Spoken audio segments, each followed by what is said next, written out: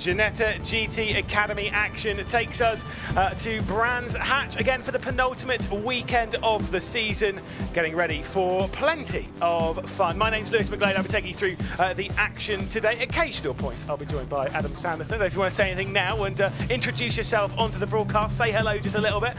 Been a fantastic day of racing for Ginetta's. Hello guys, yes, Adam Sanderson. I play the role of Devon Butler, hence why I'm able to weasel my way into this commentary booth. Thank you very much for having me. It's been an incredible day. Very warm, but an incredible day nonetheless. And look how beautiful these cars. So we've got our order then. Ravi Ramyeed will be starting from pole position alongside Nick White on the first row of the grid, and we'll talk about that championship battle in a few moments' time. John Kearney and Ed Akers will be starting from fourth position, and we get Matt Shaw and Thomas Shelley starting on the third row of the grid. Obviously one of the rookies in there in Matt Shaw. Mackenzie Walker will be starting from seventh position alongside Julian Wantling in eighth place. Some of these being new starters for this weekend. Mark Ellman starting from ninth position, and Amy Tomlinson in a tight battle of the Tomlinsons, which again I will discuss in a few moments' time. Emma Tomlinson will start from 11th position, Paul Livesey starting from 12th. Charlotte Lowe starting from 13th position, with Lucy Tomlinson starting from 14th on the penultimate row of the grid. Before we get to the last two, it's Paul McGarty and Max Rattel. So into the sunshine. I'll discuss a little bit on the championship side, because that front row in our main category being Nick White and Ravi Ramyeed, they're separated by just 2 points, incredibly close. So I'm sure that, Adam, I mean, you know, say you sit there, you enjoy racing, you watch racing, yes, you're weaseling way into comedy booth as well. When you see championship battles like that coming down the penultimate weekend, it's incredible to see those kind of battles and these future superstars. No, absolutely. Like you said there yourself, these are future superstars of the sport. And when you see a battle come down to the wire, that is what motorsport is all about. That is what sport is all about, seeing those fantastic occasions come to a head. Well, here we go then. They'll line their way up on the grid. Got a bit more news as well. Speaking of, you know, this being the starting point for a lot of drivers, you want to hear about the super starting point for some of our drivers. Max Rattel, it is the first ever race. First ever, number one, wow. Numero uno, only got a racing license. Here we are on board with them. Only got a racing license last week. Obviously comes from a well-known and well-renowned racing family, the Rattels. Now that's pressure. That is a lot of pressure. A lot of pressure. A unreal. lot of eyes now that you've said that over the commentary booth as well. Yeah, sorry about that, putting the pressure on. Well, let's take a look then at how things are going to unfold. Just 2 points in it at the top of the championship as we continue the Ginetta GT Academy, as I stumble across myself. The number 17, Ravi Ramyeed, will be starting from that pole position, of course, alongside championship rival and championship leader Nick White. The lights will come on and we will prepare ourselves to go racing. No one was quite prepared for that when you look at some of those in the background. Unfortunately, there's a couple of stallers there as we head into 20 minutes of racing. Nick White straight around the outside trying to attack Ravi Ramyeed as they head through the first corner. They race their way through. We're on board now with the number 20 and unfortunately not able to work his way through in all of that. That 20 being the car of Akers as they head their way through Druids on the very first lap. Quite clean though. I don't know if you would have caused a couple of problems in all of that, but that looked pretty clean to me. Absolutely, very clean. Yeah, I would not have been so clean. No, the character imitates reality. Gotcha, gotcha. I definitely drive like him. Certainly onto the Grand Prix loop then. So Ramyeed getting a decent translation there on the race start. White in, Kearney, then Akers, Shaw, Shelley as well behind all of that. I was also going to say about the battle of the Tomlinsons, because in the rookie category, they're all separated by only about 20 points.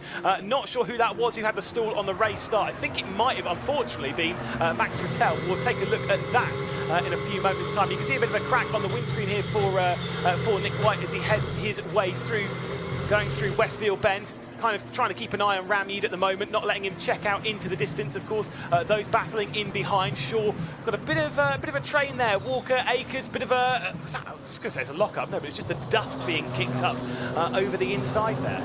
Absolutely. I was speaking to the Tomlinsons earlier. Emma was saying that her gearbox had a few issues, you know, when she used to downshift twice rather than just once. So I hope all those issues and all those little nigs have just gone out of the car.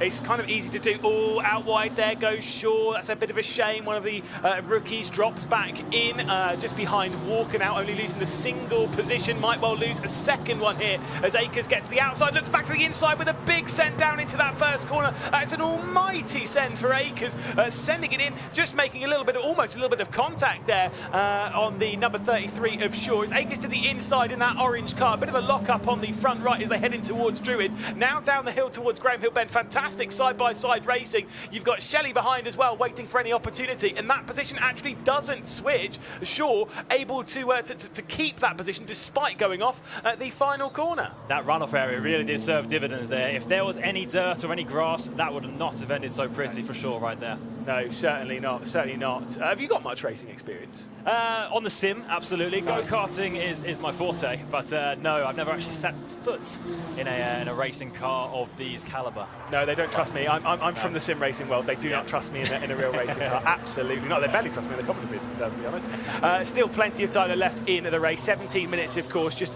the single lap and a half completed. With the lap times they'll be running right now, that's a bit of a slow exit from Shaw. They should be aiming for roughly 11 to 12 laps of race, depending on how quickly they get on with it. Whoa, that's a big moment there from Akers. Well held, very well. Oh, is that Akers gone off again? Yeah. To show well held, but unfortunately went to the gravel soon after. It's dropped down to P8, unfortunate. Yeah. I mean, to be fair, that's so easy to do. Once you go over that crest, you kind of lose the rear end ever so slightly, just as the weight kind of moves forward. Once you come over that crest, you kind of feel it when you're driving rather quickly on the real ones, and you go over a bit of a humpback bridge. You can kind of feel that weight moving around. There is another look. I agree with you. Looks spectacular though. Well held, but this looks spectacular. Not great for race pace, but looks incredible. Yeah, exactly. If we were running Brands Hatch Rallycross like you would do in the old Toka days, this would be brilliant. Alas, now, not so much, unfortunately. Rejoins the race circuit, gets on with it, like I say, only losing a couple of positions. This is the battle for the race lead. Ramyid under pressure from White. And of course, again, I've said it before and I'll say it again, they are separated by just 2 points in the championship. And that's what we like to see. A lot of the other championships in the Ginetta stuff, quite a few of them have various separations. Obviously in the Ginetta Juniors, it's basically already won. I love seeing a championship coming down to the wire. Just 2 points between. You can't help but get excited about that. No, absolutely. You say the other one's already almost won. You never know. If his rivals win every single race, it could still change it. This could still sway. Even though he's gone to another racing series, he could still lose his title. Yeah, you never know how things. Like I said, there's only 2 weekends left to go. You never know when the opportunity for another might well strike. If they have the perfect run at the end of the season. You never know. You never know. I love this racing. Bumper to bonnet. Get my words mixed up there, but we move on. I love this racing. So tight, so close.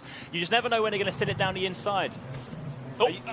Oh, you spoke too soon then. I was going to say, you big into like touring cars and stuff then, because that's very much where that kind of, to be fair, that's where a lot of these drivers end up heading into GT racing or touring cars and stuff. It's where you build up your foundation is right here, right now. Absolutely. Where I'd imagine most of these inspirations come from. Obviously the Formula 1 world, but touring car world is where these guys typically end up most, because this is what they're used to. Yeah, exactly. You want a car that kind of moves around a little bit. I've always lent myself a little bit more towards touring cars and GTs. Absolutely love it. And to be fair, what better time is there to get into the likes of GT racing and sports car racing than right now with what it looks to be this fantastic future. So you are genuinely watching, ladies and gentlemen, drivers now. You keep an eye on this grid. I promise you'll see at least 1 or 2 of these drivers moving their way through into the upper echelons of world motorsport, and you just don't know who it's going to be. This is it's the beautiful thing with this, is that people just turn it around last minute. Like you kind of say, oh, well, they weren't very good at that a couple of years ago. Yeah, but they're really good now. No, absolutely. This race and the last race especially, there are some hidden gems throughout this grid. They are definitely going to be stars of the future. Certainly. We are not, unfortunately.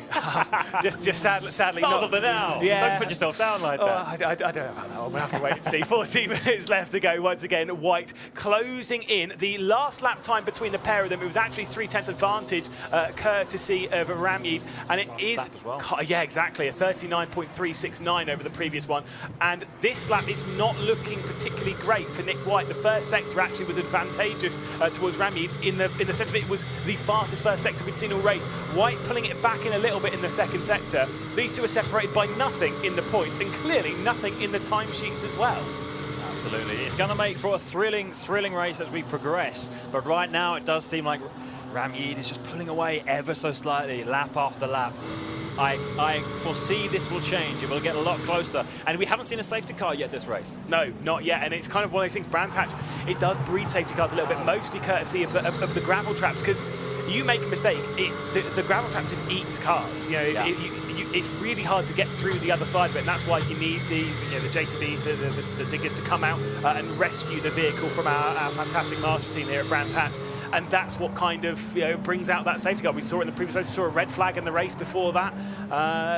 It's just crazy. By the way, best seat in the house. Absolutely, 100%. 100%. Look out the window, got them going down the start finish straight, and you've got the TV here and all the information. Incredible scenes. Have you been in a commentary before? No. No, it's a lie. Yes, but it was a very dumbed down version of it. Oh, I see.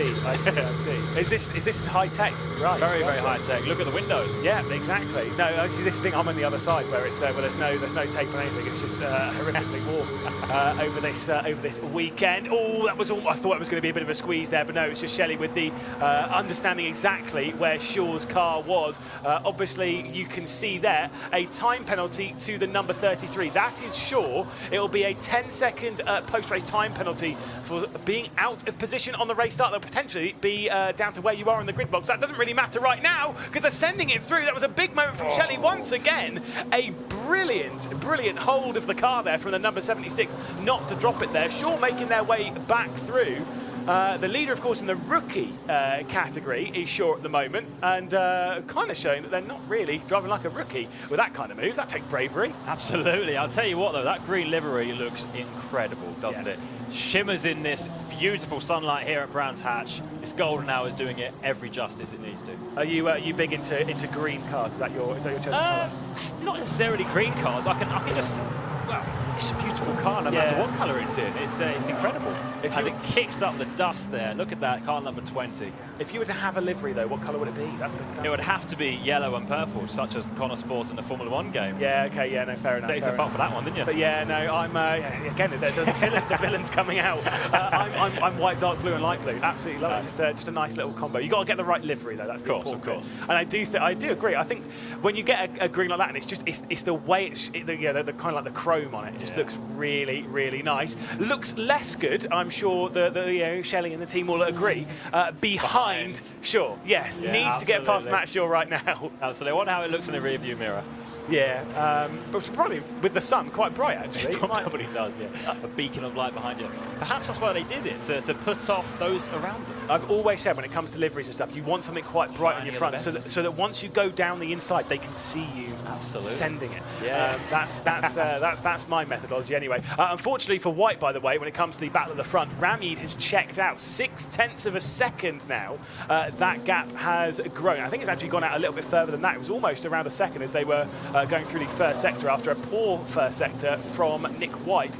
Dragged it back in a little bit in the middle sector, so it is closing back down, but it's not looking so great for White to make their way through. That's the joy of Brands Hatch, though, is that it can be a very difficult circuit to overtake at, but look at this sort of second wind that Nick White has got coming right back in it with the second half of the race. See, when you're watching this, you kind of do think, I've got to have a go at this. Tell you what, though, talking about overtakes, Emma Tomlinson has just overtaken her sister, closed that deficit of 2 places, back up to P11.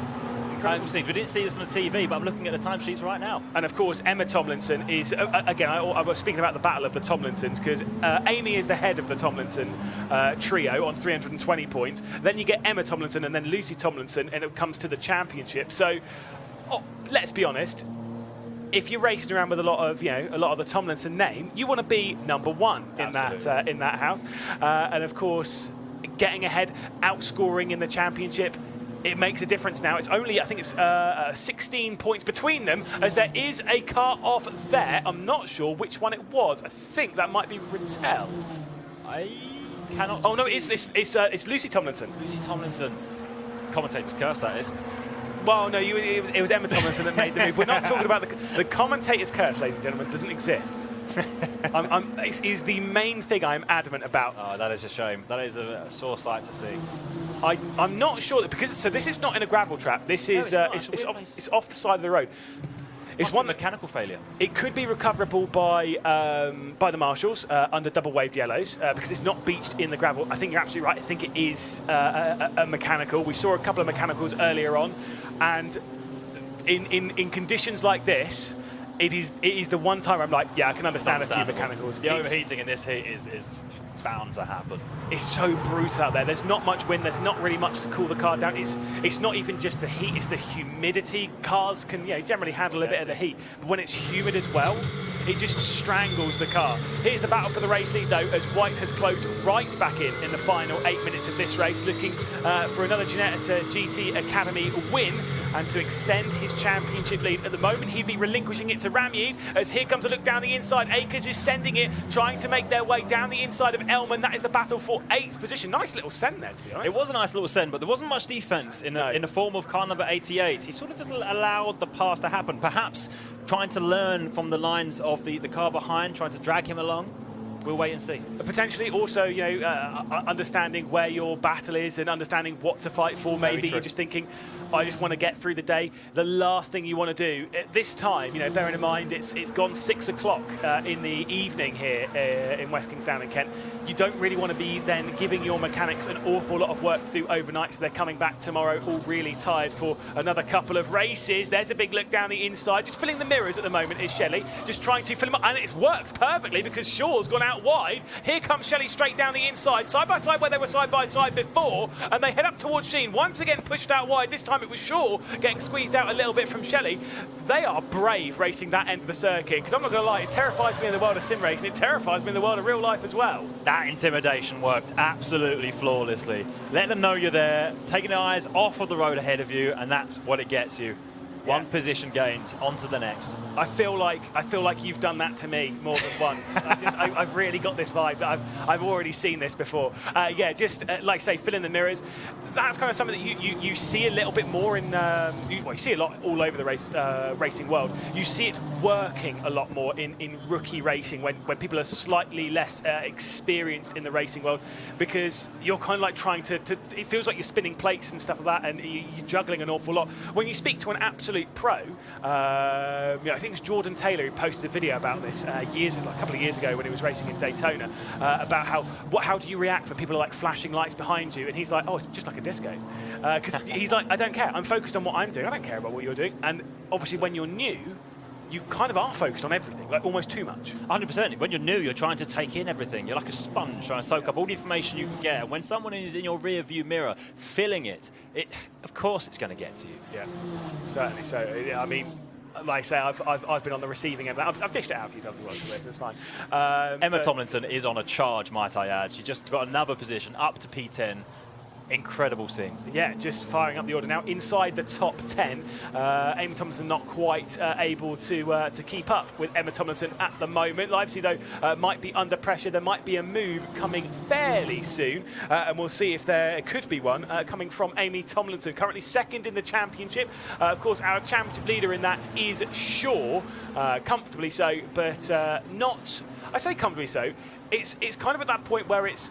If he keeps just ticking off decent results, like fair enough, it'll happen.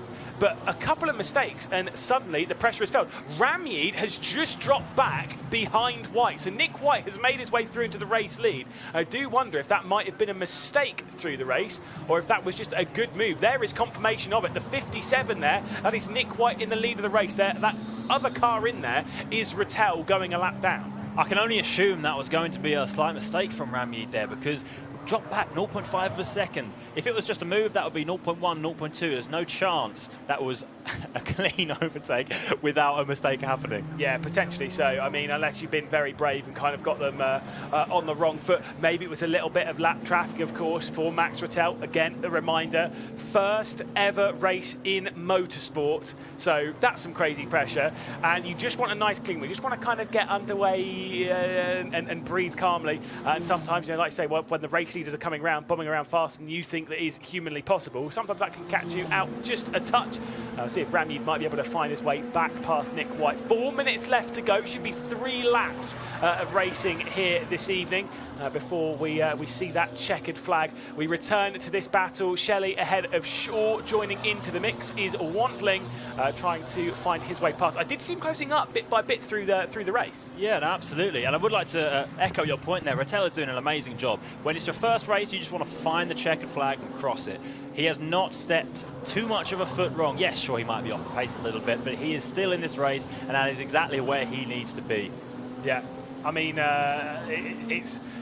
You're never going to just jump into a race car and be at the front the first time you've ever done, full-blood motorsport. It's very, very rare. I've seen a few drivers that kind of come in and go really, really well, but it is very, very rare indeed. We'll take a replay, though, as to how the lead changed. We can get confirmation as, once again, a couple of looks there from Wantling trying to get past Shaw. Let's see then. So this is coming up towards Sheet Curve. This is on board with White. Ramyid taking quite a lot of the curve there on the right-hand side. This is how White made his way through. It was a mistake indeed. Over-driving into Sterling. Ramyid just overdoing it there. Saw it nicely from the onboard there with Nick White. Here's another look from the offboard. Just over-driving a little bit too much. That's it. When you've got that pressure, eventually something's going to give, as you were talking about earlier, if you haven't got that experience. Yeah, well, here we go. On board with our race leader, Nick White here. I mean, like I say, just kind of applied the pressure and caused Ramyid to struggle. I will say, if there is a circuit where a driver will crumble under the pressure, Brands Hatch is right up there. I mean, I don't know how much experience you have in the sim racing world, even around here. It is a brutal circuit that just requires your full attention. It really does, especially when you're doing it in real life. Compared to the sim, obviously, when you're in the sim, you don't really get to feel the undulations and the sheer, like, this track, you got up and down so many times, and the gaps are so huge. Yeah. Certainly so. Well, keep an eye, by the way, on the timer there. Coming through the final sector, they'll go.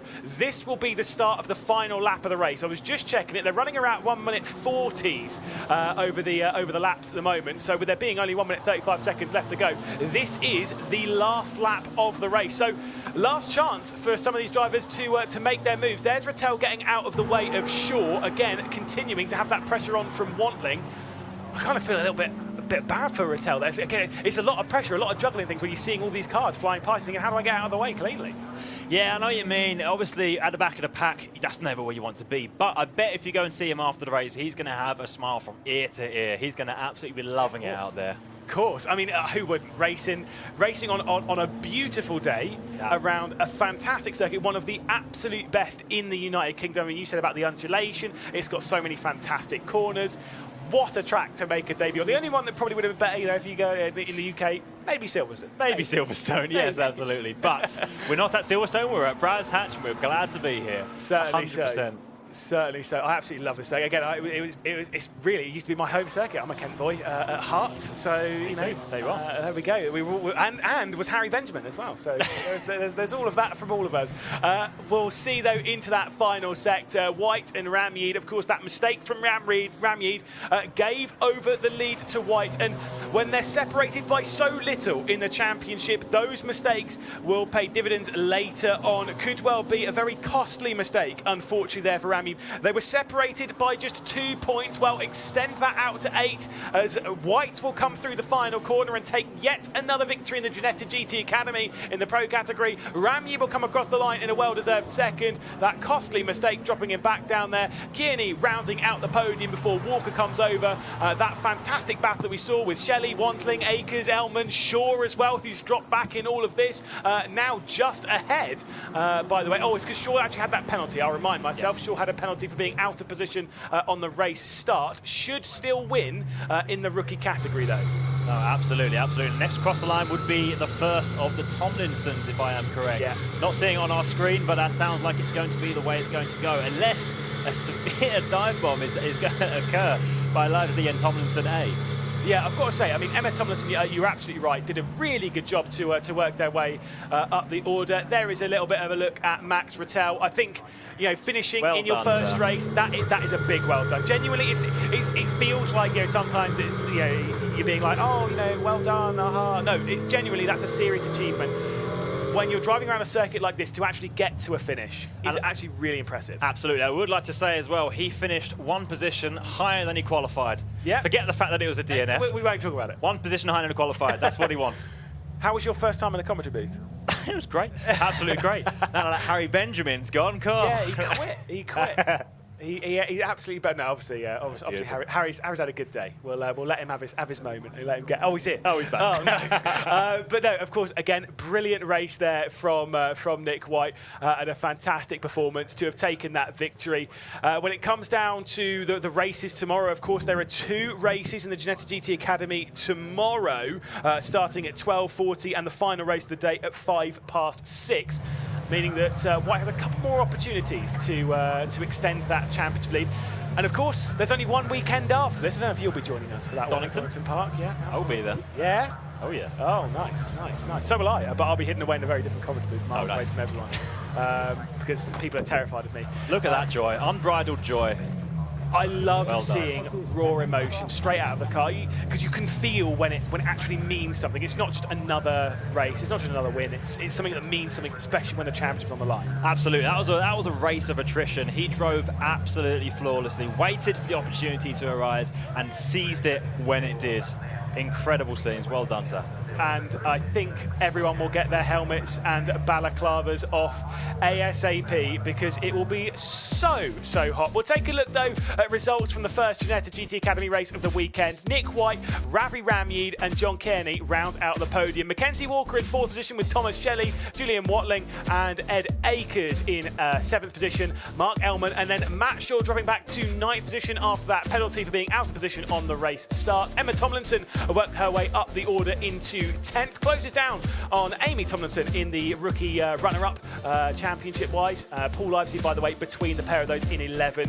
Charlotte Lowe, Phil McGarty and Max Rattel finishing in his first race. Lucy Tomlinson retiring from the race. We'll take a look at highlights, though, from that race, and we can see exactly how things unfolded. Ravi Ramyeed having a fairly poor start compared to Nick White, but White getting around the outside, almost trying to look for it, going through the first corner. Unable to do so on that occasion, but there would be plenty more as the battles would continue through the race. There was this outside down the back end of the top 10. Matt Shaw, our lead rookie driver, out wide. Obviously was given a penalty that will be applied post-race, being out of position on the race start. Would still fight hard to defend for various positions. This one against Akers. Akers working their way through. There were a couple of moments up at the top as they head through Sheen Curve. Akers going out wide with a great catch, though, was able to drag it back onto the race circuit by only losing the single position to Shelley. Would then eventually see Shelley getting past, of course, the number 33, and that was our race leader in the rookie category. Bit of a shame there for sure not to hang on to that position, but was fighting hard to drag it back into it. This was the mistake for the race lead, though. Ramyeed just out a little bit too wide in the penultimate corner. White was able to pounce and take over the race lead. It's been a fantastic day of racing, and it was headed by Nick White, taking a race victory and continuing to extend the championship lead in the Ginetta GT Academy.